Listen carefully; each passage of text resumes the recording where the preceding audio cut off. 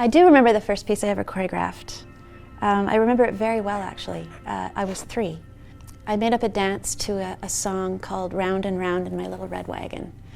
And I would ask my mom to put the record on over and over and over and over and over again. And I had a specific costume and a specific place in the house where I would do this dance. And I made it up and I would repeat it the same way. I would fix it a little bit and refine it just as I do now. It's the same process.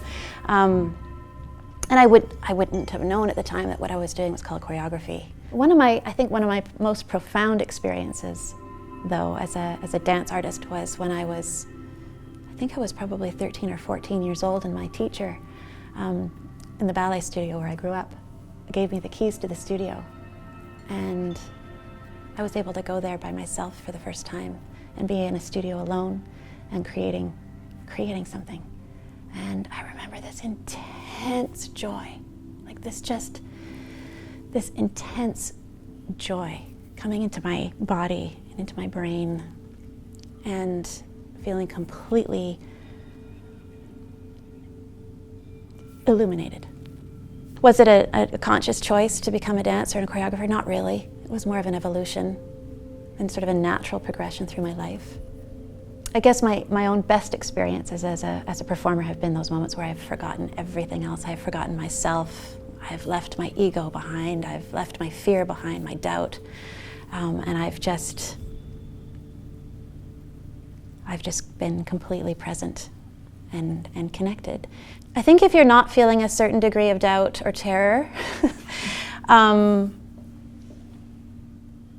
maybe you're not fully invested or fully at your limit.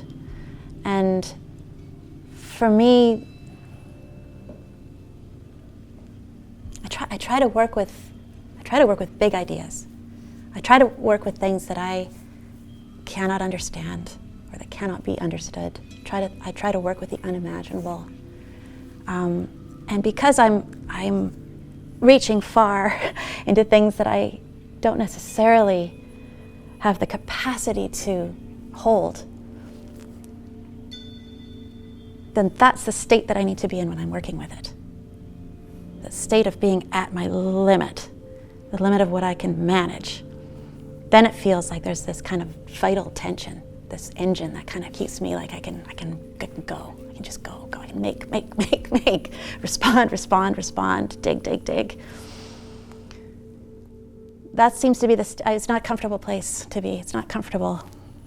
That seems to be the kind of place that I like to be when I'm making things. When I'm trying to decide what to work on next, first of all, I'm always convinced I'm never going to have another good idea. Every time I finish a project, I think that's it. That's the end. That's it. But somehow, somewhere, I tend to stumble upon something that I feel is intriguing or is challenging or is sometimes even terrifying, or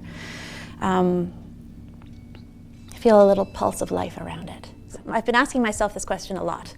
Like, why do this as a dance? There's so many more efficient, more